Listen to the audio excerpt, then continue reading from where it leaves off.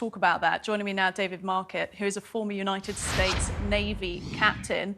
And I assume, David, that you were very much listening to that press conference delivered by the US Navy in our evening our time, afternoon your time. But actually, it was an incredibly polished bit of communications, actually, the way they gave us the information that they have so far. But of course, there's still so much left to find out. In terms of the information that we do have about what happened to this vessel, were you surprised?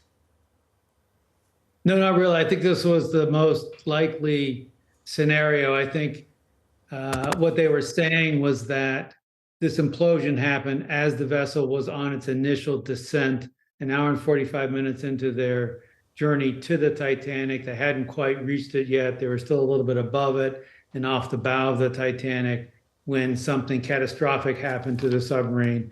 When they say catastrophic implosion, it is an instantaneous destruction of the vessel and instantaneous death for everyone on board. Probably they didn't even perceive that they were in danger, and then they were gone.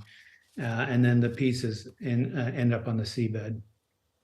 It's that, for some people I've heard sort of saying this evening, you know, we're clutching at straws here to try and find an outcome that is not as horrifying as we all hoped. And the instantaneous nature of it, some people say, that somehow provides some relief in knowing that. Let's talk a bit about the role of the US Navy in all of this, but I think quite interesting on this as well, something they pointed out in that press conference, is there's a few jurisdictions involved in this. There's people from Britain, there's people based in Dubai on the ship as well. That was Hamish Harding.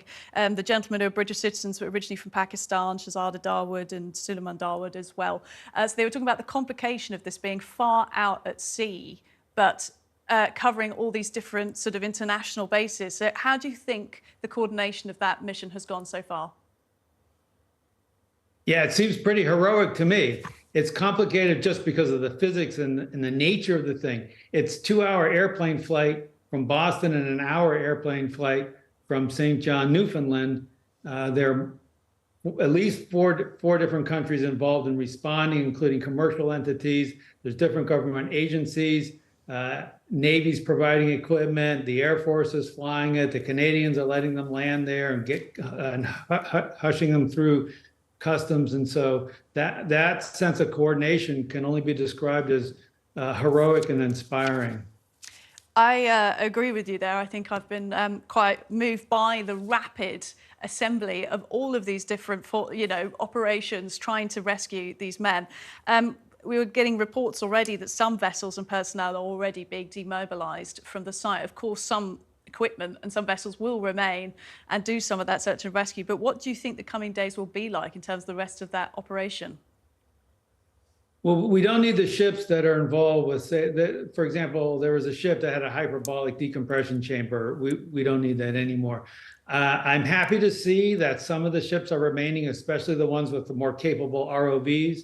I'm hoping that they can collect the pieces of the submarine and bring it back to the surface where we can potentially be reassembled as much as possible and analyzed so we understand what was the defect or the flaw that caused the implosion on the way down.